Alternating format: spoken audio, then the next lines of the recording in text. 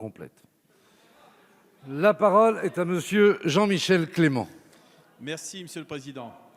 Ma question s'adresse à Madame la ministre de la Transition écologique. Madame la ministre, le 8 juillet, dans son rapport annuel, le Haut Conseil pour le climat dressait un constat sévère mais juste de votre politique en matière de lutte contre le changement climatique. En résumé, la mobilisation des pouvoirs publics se traduit par très peu d'avancées concrètes. Dans un autre rapport récent, le WWF démontrait pourtant que la transition écologique est pourvoyeuse d'emplois, territorialisée et pérenne. Elle nécessite 14 milliards d'euros supplémentaires par an d'investissement entre 2020 et 2023. Depuis quelques jours, les chiffres et annonces se multiplient. Fin juin, le président de la République évoquait 15 milliards d'euros sur 2 ans. Hier, le Premier ministre nous a dit croire en une croissance écologique plutôt qu'en la décroissance verte. Il a esquissé un plan de relance de 100 milliards, dont 20 pour la transition écologique. Madame la ministre, comment et selon quel calendrier comptez-vous répartir ces 20 milliards entre transition énergétique, mobilité durable, économie circulaire ou encore rénovation des bâtiments?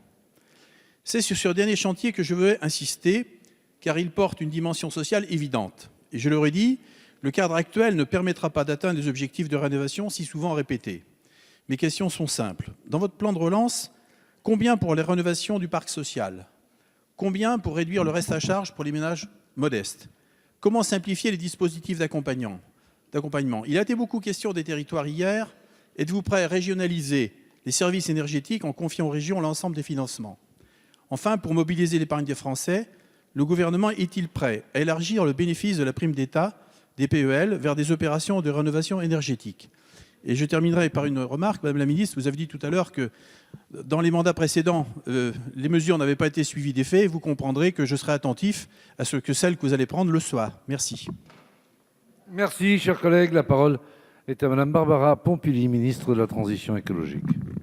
Merci, Monsieur le Président. Monsieur le député Jean-Michel Clément, vous imaginez bien que moi aussi, je vais être très attentive au suivi des réformes. Et d'ailleurs, nous avons, je crois, chacun dans notre ministère, un membre du cabinet qui est chargé du suivi de ces réformes. Et je crois que c'est une très, très bonne chose parce qu'effectivement, rien de pire que les grandes annonces qui ne sont pas suivies d'effet.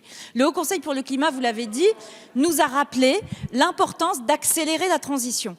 Et pour accélérer la transition, il faut qu'on se base effectivement sur des mesures qui touchent à des secteurs qui sont fortement émetteurs de gaz à effet de serre. Alors d'abord, on peut quand même se réjouir, même si c'est peu, que les émissions de la France baissent. C'est déjà une première bonne nouvelle. On est à moins 0,9% en 2019, mais évidemment, c'est insuffisant. Il y a déjà quelques mesures qui ont été prises et qui commencent à faire leur effet. On le voit par exemple pour la prime à la conversion pour les véhicules qui marche tellement bien qu'il va falloir qu'on la revoie et qu'éventuellement on la centre un peu plus sur des véhicules encore plus intéressants écologiquement parce qu'elle a un succès énorme. On voit aussi que sur le vélo, les choses avancent beaucoup. Le confinement a eu un effet et on voit que les esprits changent. Sur le plan de relance en lui-même, 100 milliards d'euros, vous l'avez dit, dont une très bonne partie, et ça a été annoncé par le Premier ministre ce matin, dont un tiers sera consacré à la transition écologique. Ça nous donne des moyens pour impulser des dynamiques très fortes dans des domaines importants. Sur les domaines les plus importants, les transports évidemment, on est sur 30% de nos émissions. C'est pourquoi on va mettre les moyens sur des transports, le plan vélo, un plan vélo très ambitieux, sur le fret ferroviaire, sur les petites lignes, ce sera les grandes priorités. Ce ne sera pas les seules, mais ce sera les priorités.